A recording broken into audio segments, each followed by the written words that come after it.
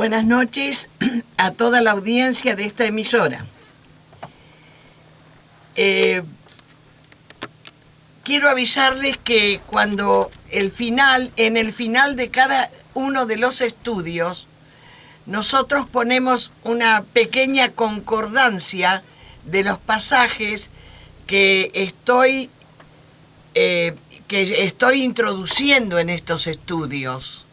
Y quisiera que lo mejor que le pase a usted es leerlo de la Biblia, no que me crea a mí. Créale a la Biblia, léalo en la Biblia y se va a robustecer de conocimientos.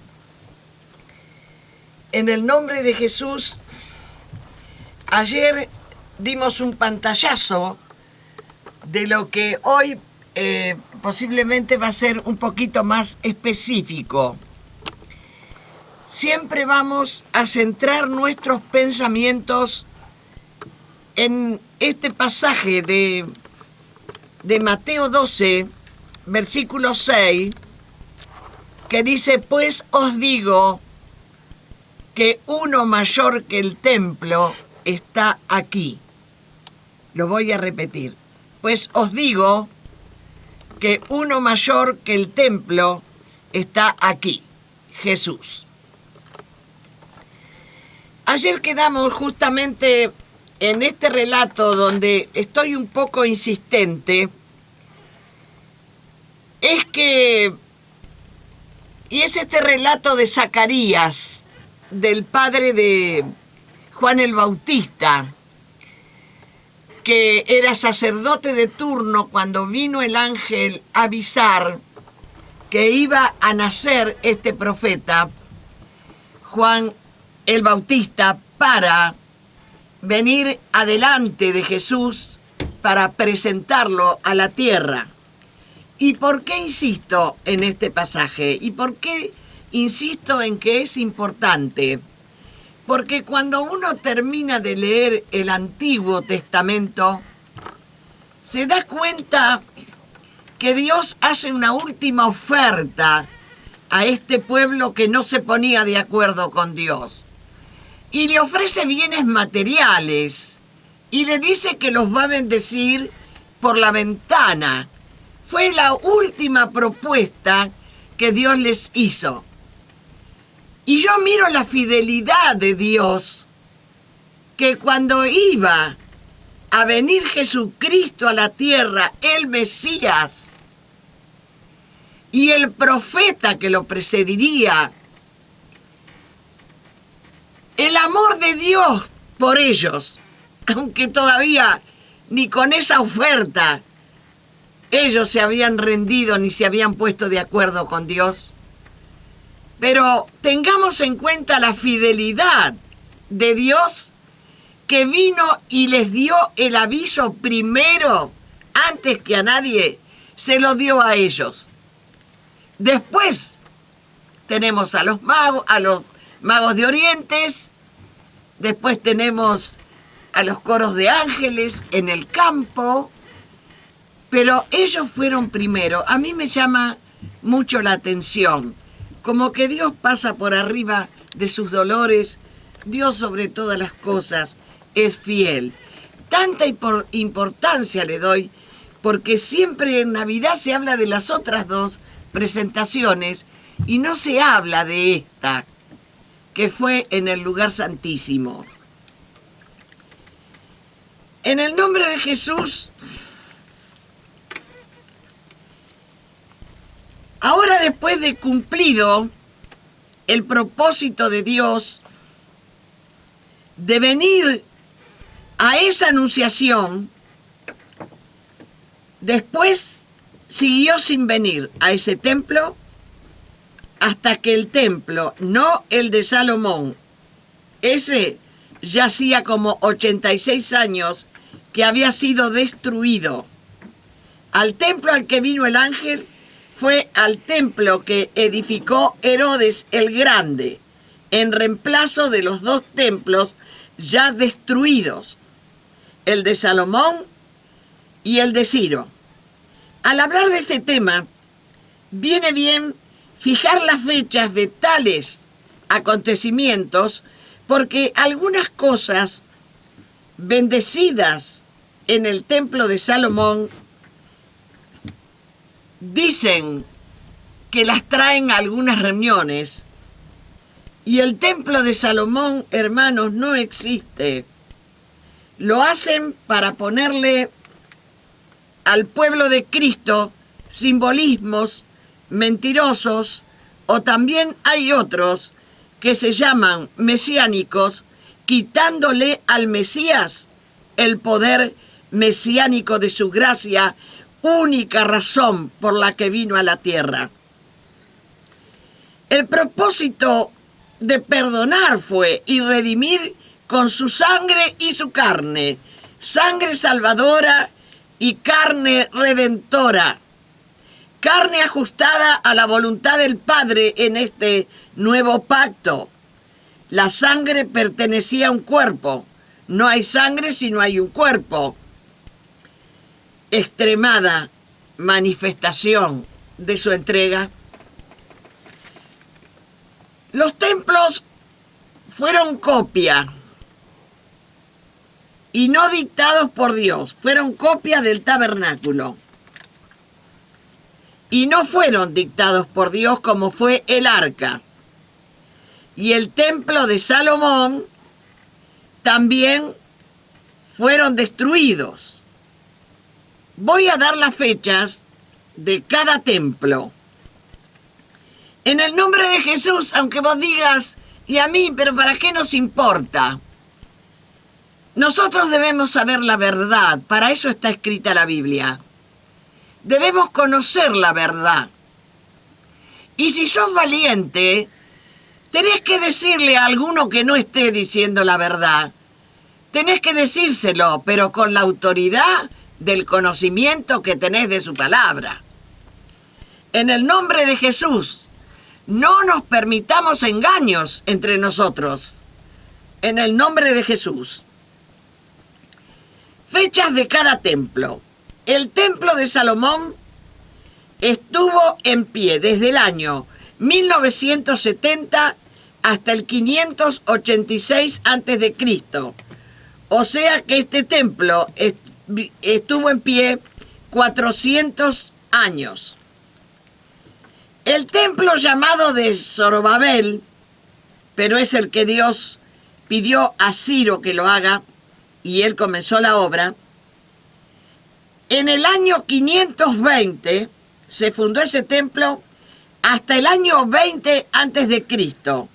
Este templo estuvo en pie 500 años. El templo de Herodes el Grande, del año 20 antes de Cristo al 70 después de Cristo, y este templo estuvo en pie 90 años. Son en definitiva 4 templos, un tabernáculo de lona y 3 templos de mampostería y lujos, y el templo del monte Gerizim, el templo samaritano. Entre los templos de Dios, primero el tabernáculo, a una tienda diseñada por Dios. Esta era transportable, donde los hombres lo hacían tomándola desde 4 varas extremas, 2 varas adelante, 2 varas atrás. Este les fue otorgado por Dios para sus 40 años que debieron caminar para llegar a la tierra prometida. El oro que contenía el tabernáculo en los instrumentos de la liturgia que se referían al culto, por ejemplo, el arca, la caja en su tabla que contenía los 10 mandamientos, esta posaba en el lugar santísimo. En esa caja también estaba el maná y la vara de Aarón dentro de esa caja. El propiciatorio era una plancha de oro macizo, más 2 querubines. Sobre el propiciatorio, esto tenía un significado. El significado era el día que se unirían la ley y la misericordia o el perdón. Algunos todavía no se dieron cuenta que ya sucedió. Siendo así, una sombra de Cristo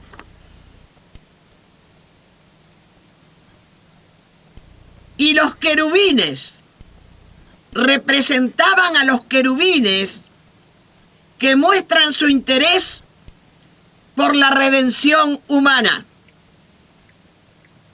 El candelero, hecho de oro puro, este medía 1,50 m de alto por 1,5 m de ancho.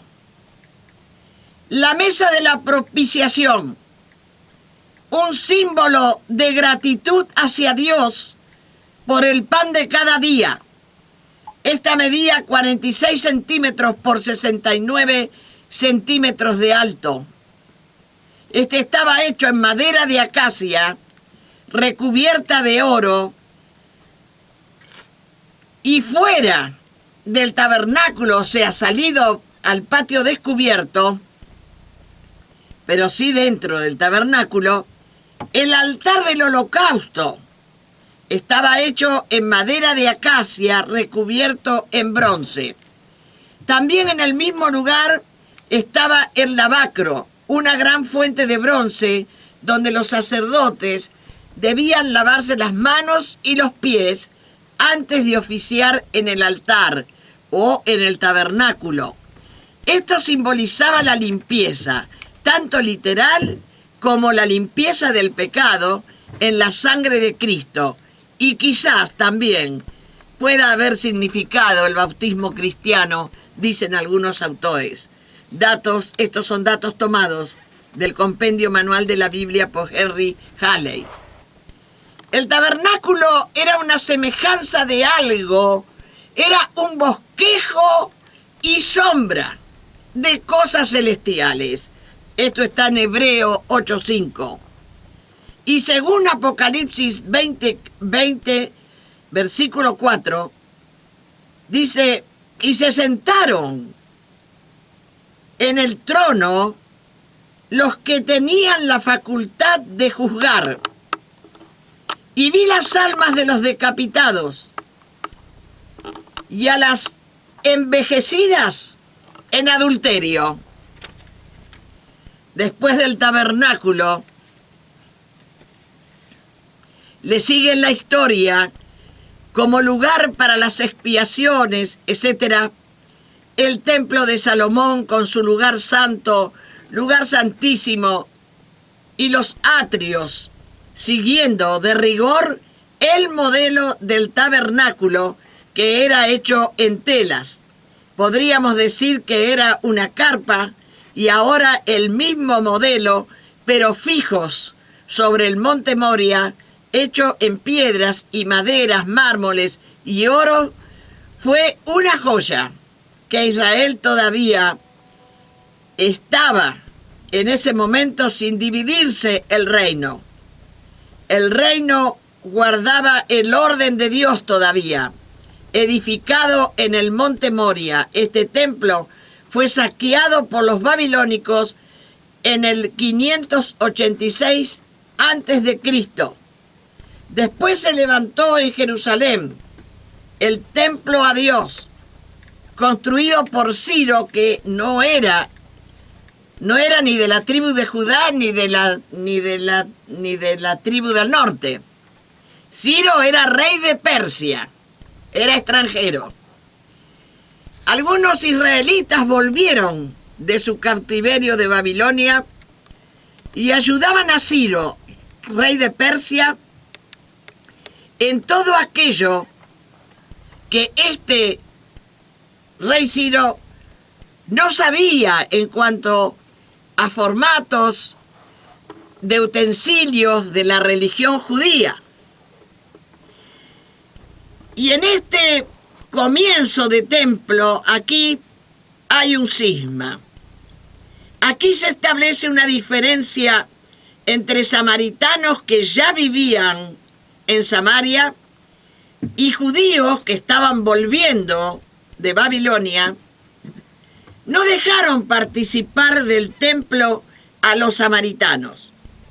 Fue un tema legal que se extendía hasta el imperio persa, hasta los decretos finales del imperio, ajustándose los samaritanos a tales decisiones donde no encontraron manera de compartir el templo. Y en el 330 a.C. edificaron su templo a Jehová en el monte Gerizim. ¿Por qué en el monte Gerizim? Porque Moisés había dado un decreto de bendecir y maldecir antes de entrar a la tierra prometida. Y él indicó el monte Gerizim por un decreto de Moisés para cuando entraran a la tierra prometida, desde el monte Gerizim dieran la bendición. Y este fue el dato que tomaron estos samaritanos, por eso edificaron el templo en ese monte. En el nombre de Jesús, maldecir y bendecir en los dos montes mellizos. El de maldición se llamaba Ebal y el de bendición se llamaba Gerizim. Después, el reino del sur, el reino de Judá, edificó un nuevo templo, porque el anterior había sido destruido.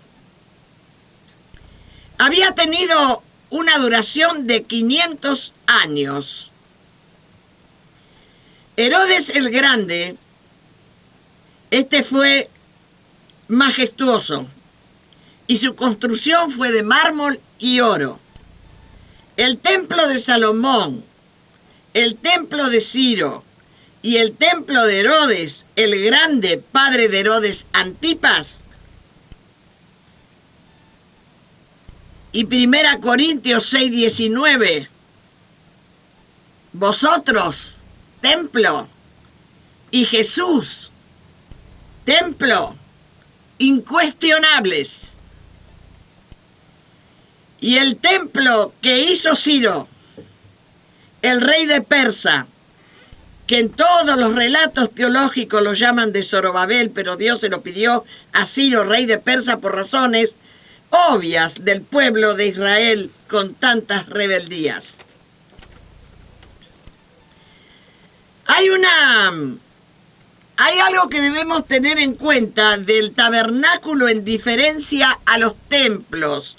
Los templos fueron hechos sobre el monte Moria y en un estado constituido. Y eran dependientes de los decretos del Estado, como somos nosotros hoy. Nuestros templos son dependientes del Estado, no están afuera del Estado, y los decretos para el Estado nos alcanzan. Pero el tabernáculo no era estatal. Tengamos en cuenta que era una tienda o carpa transportable para un grupo nómade que no se ubicaba fijo. Todavía no estaban en una nación, no estaban en un estado nacional. Para un grupo nómade que venía escapando de la esclavitud y soñando con una tierra prometida que al fin llegarían. A continuación del tabernáculo, pero en cuanto al tabernáculo, 1 Samuel capítulo 4 de 3 a 7 y Números 12, 9 al 10, dice que este tabernáculo tuvo una existencia de 400 años, que cumplía la función de morada de Dios por 4 décadas. Después estuvo principalmente en Silo y luego lo llevaron a Gabaón y cuando allí estaba la presencia de Dios, se fue o se había ido. Cuando hablamos de los templos, tenemos en cuenta el formato y toda figura y sombra de lo que un día sería realidad en el verdadero tabernáculo que es Jesús. Y Él, Jesús y el mesianismo. Los siguientes templos no encierran nada nuevo diferente al tabernáculo, solamente en el templo de Salomón duplicándose las dimensiones y en el de Herodes algunas cosas cambiaron. En el caso de Salomón, el templo se hizo de grandes piedras, de vigas y tablas de cedro recubiertas en oro. Sin dudas alguna, era este el edificio más lujoso y más costoso de su tiempo. La pompa de este templo y su grandeza, ¿qué pasaba? Despertaba la codicia de otros reyes vecinos y no tardó en traer dificultades. Este templo de Salomón estuvo en pie unos 400 años, del 970 al 586 a.C. Este templo de Salomón así se llama, pero en realidad la idea fue de David, su padre. Tampoco la idea fue de Dios. Dios estaba conforme con la tienda. Primera Crónica, capítulo 17. Cuando nació Jesús ya hacía años que Dios no venía más al lugar santísimo. El arca del tabernáculo, cuando ésta fue tomada por los filisteos, después el tabernáculo fue depositado en Cariat Jarim, en la casa de Obed Edom, y después fue colocada en Gabaón, Primera Crónica, y allí permaneció hasta la época que Salomón y David prepararon en Jerusalén otro tabernáculo para el arca. Segunda Samuel. Y fue llevado a un lugar que David preparó para él. Todavía no estaba el templo de Salomón terminado. El templo de Salomón, el magnífico templo de Salomón, conservó su esplendor solamente por 33 años, pues al cabo de ese tiempo fue saqueado por Sisac, rey de Egipto, Primera Reyes. Después de este suceso, sufrió también otras profanaciones y saqueos a mano de Asael, y otro a mano de Sanaquerib y otros. Segunda Reyes. Fue destruido completamente por Nabucodonosor, rey de Babilonia, a quien Dios los había entregado año 588 a.C. 424 años después, Ciro, mientras tanto estuvo el templo de Salomón 52 años en ruinas. Esdras 1, del 1 al 4. El segundo templo, el de Ciro, por el desconocimiento de este rey Ciro, al no ser judío y no conociendo el amoblamiento del lugar santísimo, invitó a algunos judíos que vinieran del cautiverio de Babilonia a ocuparse de este tema, pero el resultado fue que Dios no vino más al lugar santísimo porque faltaban los utensilios que Dios había pedido para cuando Él venía. Pasaron tantos años, el templo en ruinas que nadie se acordaba de los detalles para su reconstrucción. Faltaban 5 cosas principales. Faltaba la gloria visible. Faltaba el fuego sagrado en el altar. Faltaba el arca del pacto. Faltaba el propiciatorio. Faltaba el Urim Tumim, luz que se encendía en el pectoral, señal de que Dios había hablado. Levítico 8:8. En la ropa sacerdotal había un pectoral que estaba lleno de piedras, pero también, desconociendo el misterio nosotros, había una luz que se prendía en ese pectoral cuando Dios le hablaba al sacerdote. Y cuando el sacerdote salía a transmitirle al pueblo lo que Dios le había dicho, si tenía la luz prendida era porque Dios había hablado.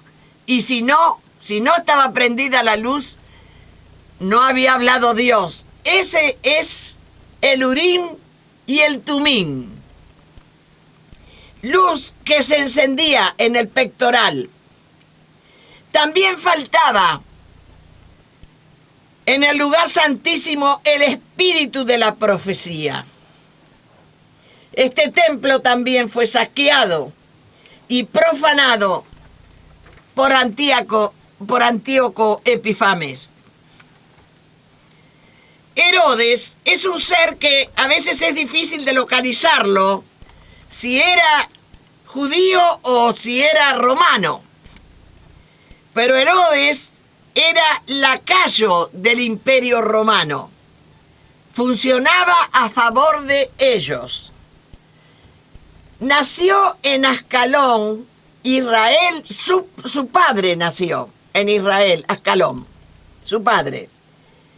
Pero se desempeñaba el hijo como lacayo del Imperio Romano. Él fue educado en Roma, criado, que podía ser uniformado, y acompañaba a su señor para prestarle ciertos servicios. También podía ser un soldado, pero este Herodes era un servil o rastrero. Año 168 a.C., este hombre ordenó suspender el culto o ritual cotidiano y ofreció carne de cerdo. Estamos hablando de Antíoco Epifanes. Y ofreció carne de cerdo sobre el altar y prohibió el culto a Jehová. Y este quedó abandonado por 3 años hasta que fue renovado y purificado por Judas Macabeo, el cual, ayer hablé de los macabeos, eran una organización nacionalista y que tenían el grupo de los celotes, eran los activistas de los macabeos. El cual, los macabeos, restableció el culto divino. Judas Macabeo restableció el culto divino y lo dedicó de nuevo. Más tarde Pompeyo tomó también el templo por asalto y penetró hasta el lugar santísimo, habiendo dado Herodes muerte a todo el Sanedrín. Y 37 años antes de Cristo, Herodes, que gustaba de la arquitectura y nada más, tratando de ganarse la simpatía de los judíos, donde los templos habían sido su mayor orgullo, derribó el templo de Ciro o Zorobabel, en el año 20 antes de Cristo. Allí estaban faltando 46 años para la Pascua que por primera vez asistiría Jesús. Cuando Herodes el Grande hizo algo tan lujoso que justamente era para la admiración de todos los que podían verlo, este Herodes el Grande es el mismo que hizo matar a todos los niños menores de 2 años con el fin de matar al recién nacido rey Jesús. Y este es el templo, el de Herodes el Grande. Aquel templo que cuando se lo mostraron a Jesús, él dijo que en 3 días lo derribaría. Este templo fue saqueado y derribado por el general Tito del Imperio Romano. ¿A quién? En un arco que hay en su honor, en honor al general Tito, llamado el Arco de Tito, en Roma. Está representado en relieve en la mampostería del arco, se encuentra el Arca del Pacto del lugar santísimo, la mesa de la propiciación y los ángeles que estaban en el arca, como los triunfos del general Tito a favor del Imperio Romano, que en este tiempo imperaba sobre todo el mundo, años 70 después de Cristo.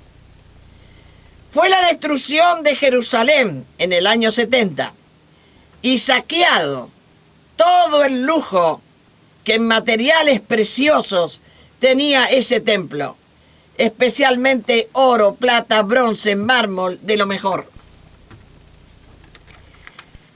¿Qué nos sucede ahora a nosotros con la vida de nuestros templos?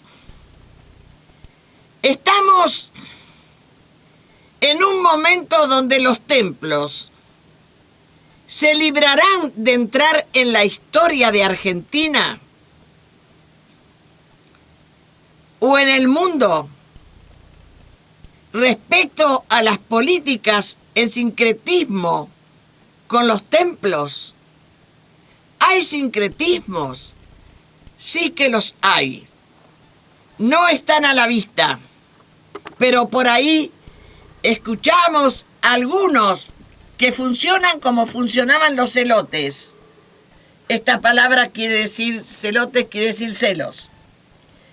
Eran nacionalistas aferrados al judaísmo más antiguos, pero cuando se defendieron o defendieron su templo y su fe del emperador griego Antíoco Epifanes y sus filosofías griegas o helénicas llamadas seleucidas, y lograron el poder sacerdotal dentro del templo, estuvieron los llamados celotes o celosos muy firmes, hasta que todo cambia cuando algunos de ellos, desde el poder, comienzan los encuentros entre celotes y seleucidas.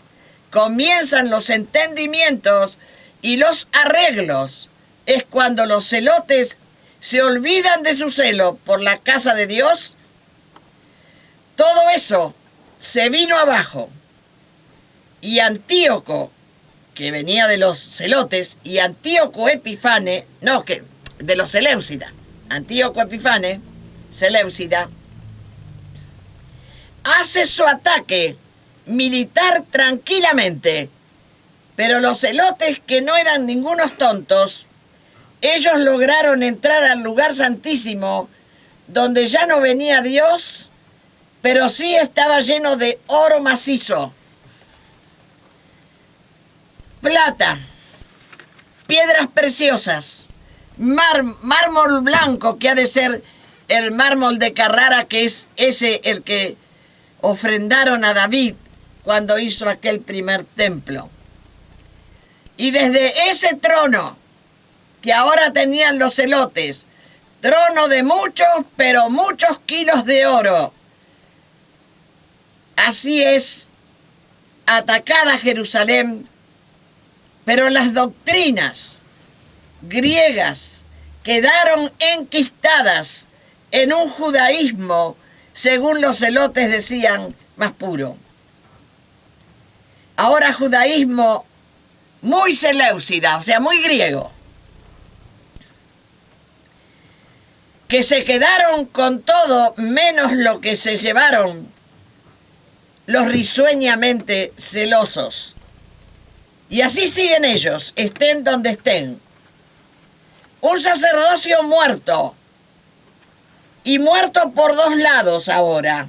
Primero, los sacerdotes arónicos, envueltos en una corrupción sin límites, hasta inventaban falsos profetas en el ámbito de su religión para que loaran sus obras y mostraran la benevolencia de Dios con ellos. Y atrás siguieron los celotes, tomando ellos el sacerdocio, haciendo lo mismo. Israel y Judá pertenecían al vacío de los templos. Siempre a partir que Dios en persona dejó de venir a ellos, no venía Dios y no había quien los mantenga en función. No se prenderá la lucecita del efod o del pectoral. No se prenderá el urín ni el tumín sacerdotal. Pero hagamos algo para no perder el poder que logramos. Y era el sacerdocio. Sacerdocio macabeo, de donde surgieron los celotes, el que existía y reinaba cuando Jesús emprendió su ministerio. Y el Jesús, no reconociendo a sus autoridades, porque ya no quedaba autoridad en ellos, estaban tan deformados que ya no quedaba una chispa de verdad en ellos.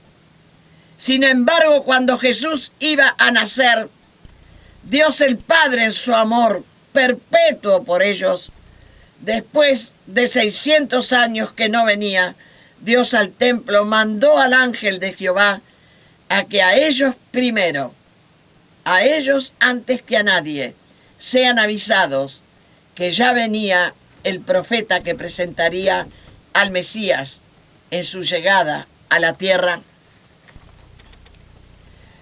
Hoy estoy navegando en una historia larga que abarca más de 1000 años, donde se me puede escapar a mí algún dato, pero de donde no vamos a poder escapar es de los hechos de la historia.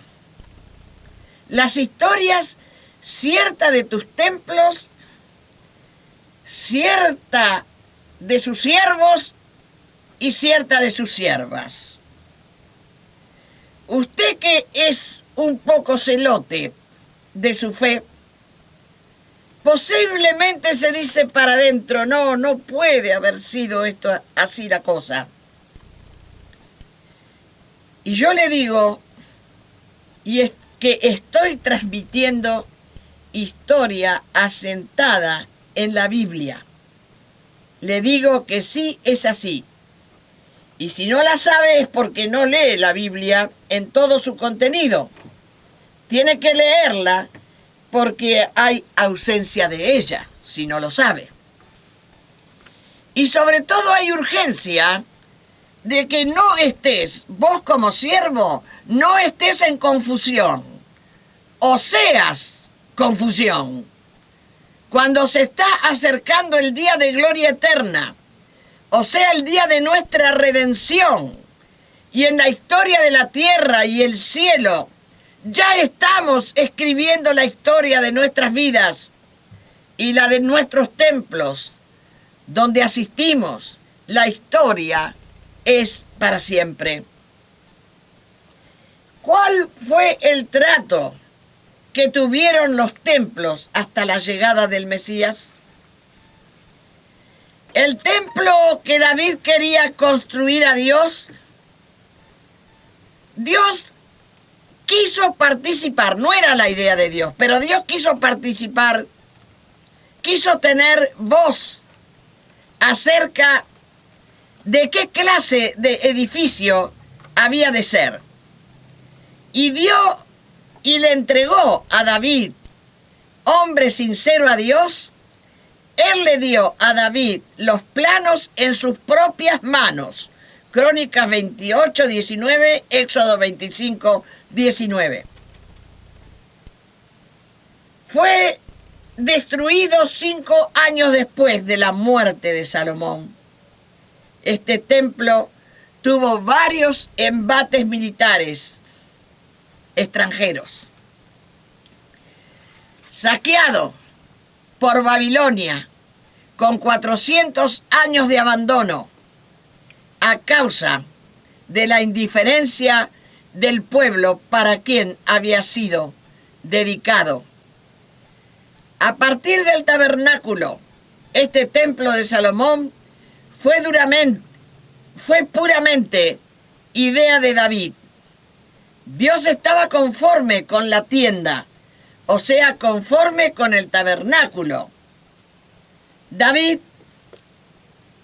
en la intención que él tenía, era guardar el arca y todo lo de mucho valor, oro macizo por todos lados.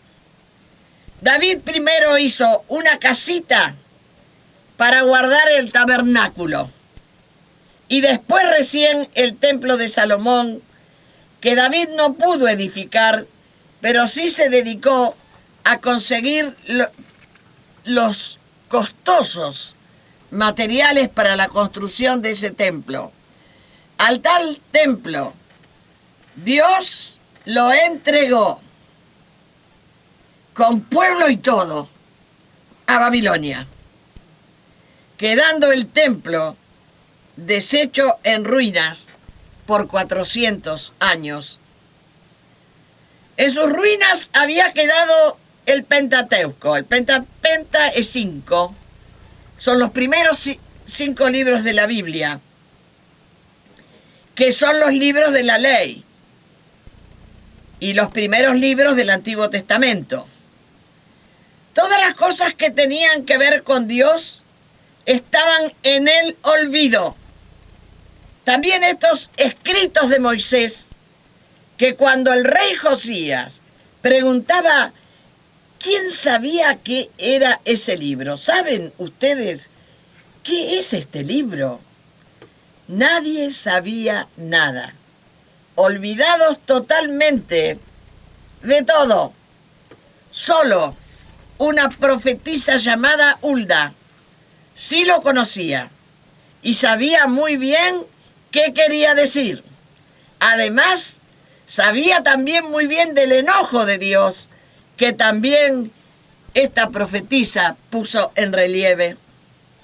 El pueblo que estaba en el cautiverio babilónico, comienzan algunos a volver para ayudar a Ciro, rey de Persia, a construir ese nuevo templo. Y comenzó una guerra totalmente despreciativa de los judíos a los samaritanos que ya vivían en Palestina, en la región de Samaria. Estos no podían entender, los samaritanos, cómo habiendo ellos conociendo, y ellos no solamente conociendo, sino que se habían convertido a Jehová, Dios de Israel, ellos, los judíos, no los dejaran edificar juntos el templo, juntos tanto samaritanos como judíos.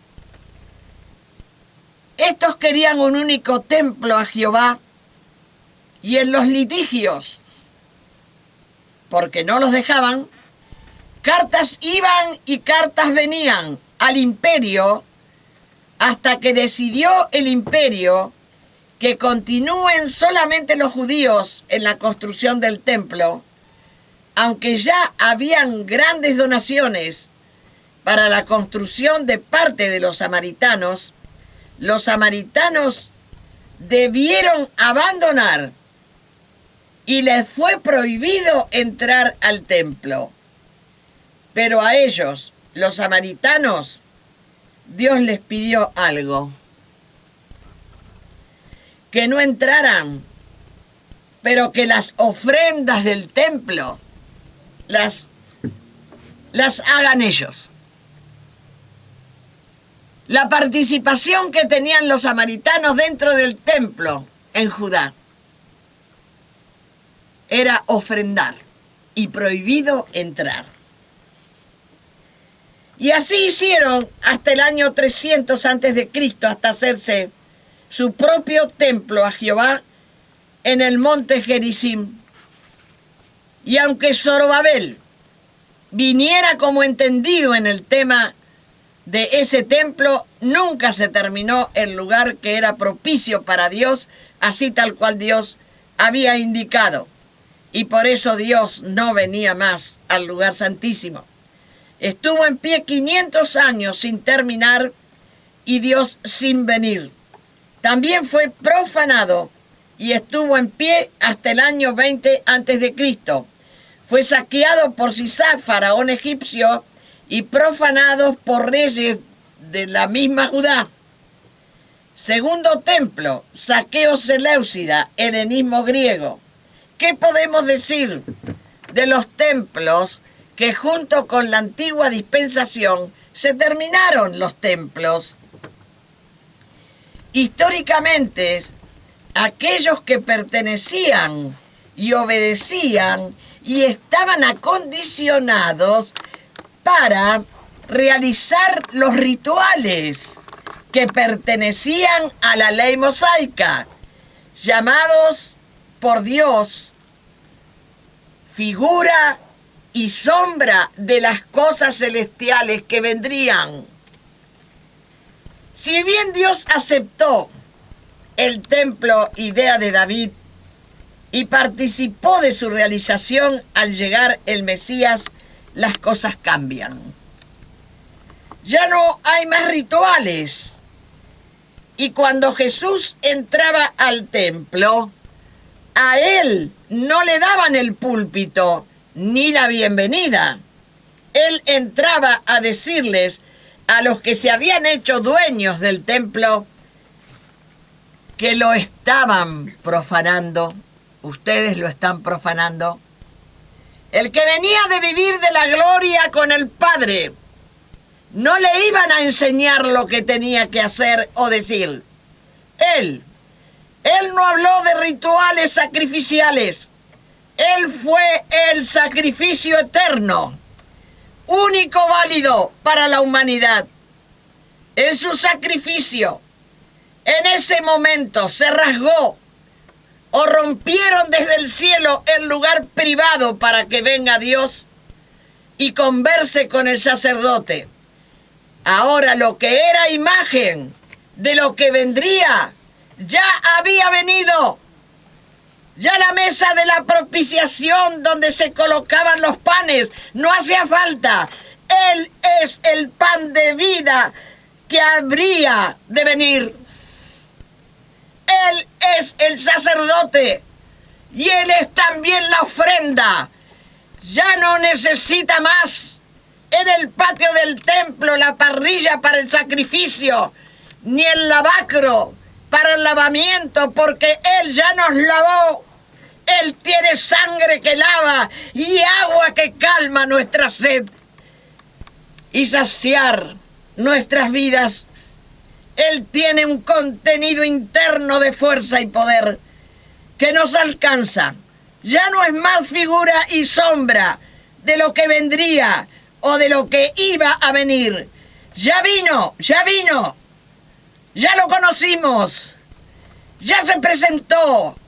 Ahora somos testigos junto a los discípulos de Él, cuando por su Espíritu hemos sido alcanzados.